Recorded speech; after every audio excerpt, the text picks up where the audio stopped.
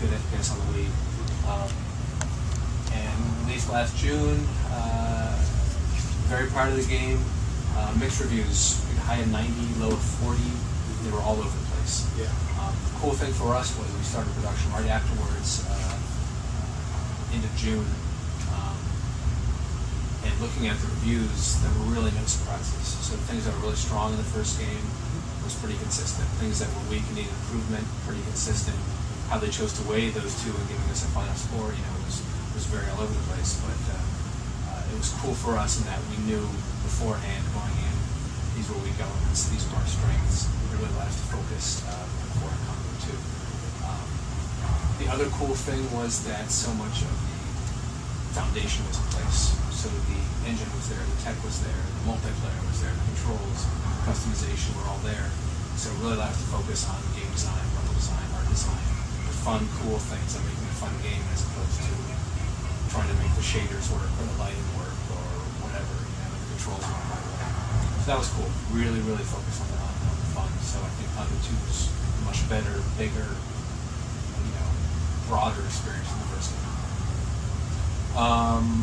Down on the show floor, we're showing multiplayer, which definitely is one of our strongest points. We're doing 4-player multiplayer, so please swing down and check that out if you're interested. And is it only local, or is it? It's online. Up to 12 players online, competitive. The two things we're not showing yet, which are our bigger modes, is local split screen, up to 4 players.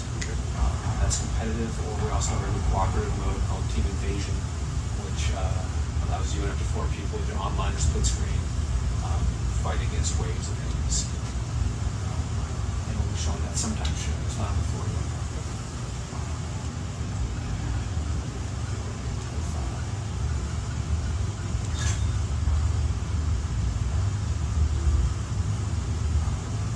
A couple things to point out, we support Wii Motion Plus.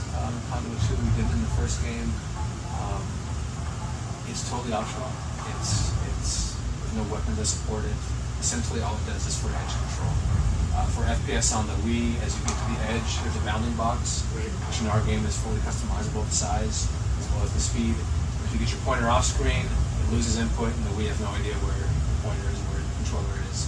And in the first game, you had selectable options to either continue spinning around or stop the camera. In this game, with Wii Motion Plus enabled, it continues to track where your controller is and knows where it is, so you can control the camera off screen and you bring it back on. It's a smooth transition. So it's subtle, but I think significant. About half the team has them.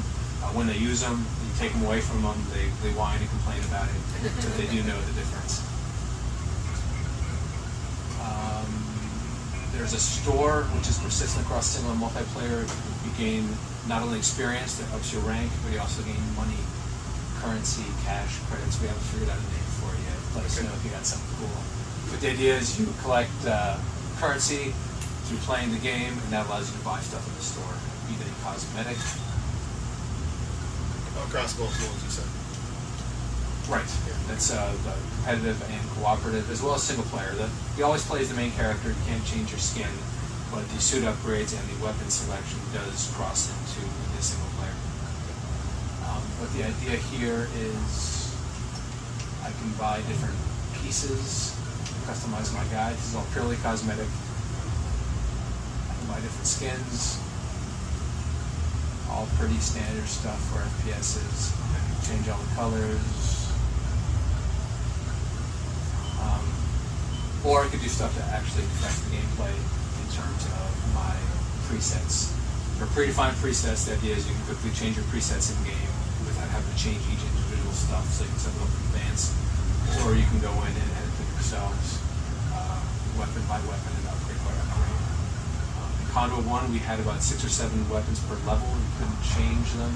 That was based on memory, so you were stuck with 2 weapons we gave you at the start of the mission. In this one, you can actually pick which weapons that you start the game with, which we think is cool because you can go back and replay a level with totally different weapons, a very different experience. We also have, which are new, is suit upgrades. Some of the perks, I guess, in Call of Duty.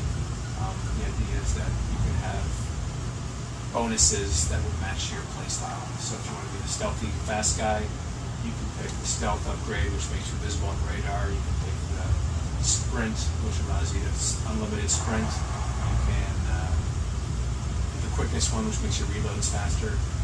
Or if you want to get a tank, you can do heavy armor, slows you down a little bit. You can do armory, which lets you carry 2 primary heavier weapons instead of the primary and the secondary. So a lot of options here. I think there's currently about 30 perks.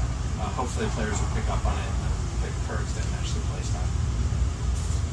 Final point is we have a friends and rivals system. If you're familiar with Nintendo's system of friend codes, you have to enter a 12-digit friend code on both sides to become friends, and that allows you to find each other online. Talked quite a bit with Nintendo, and we now support the rivals system as well. Is that the same as in like Crime Hunters? Exactly the same. Okay. So you don't have to enter friend codes in game. You like the guy who rival, they become a rival. You can find them. They're separate lists from friends and rivals, but essentially serve the same purpose without having to enter a friend code. Okay. Final thing, we do support the new headset peripheral, the second-party one. It's exclusive to the Wii. This company can only make the ones on the Wii. We had Wii Speak in the first game, which worked, but I don't think Wii Speak was designed for what we did with it. It was more a party peripheral. This is much more geared towards FPSs and having the headset and the mic. I've never seen that. Who makes that? Yeah, I've never seen that either. PDP was announced 2 days ago. It's called the Headbanger headset for Wii. They did the Metal Gear Solid one for PS3. They've done quite a bit. Okay. How does it hook up? Does it look like a Wii Speak to the system, or is it a different kind of? Essentially, in code-wise, it's pretty similar to Wii Speak. So Okay.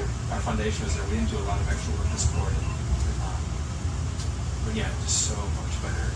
Yeah. The voice comes into your ear as opposed to your TV speakers, and you're talking into this instead of this box and on your TV. Yeah. Yeah. You're not picking up all the ambient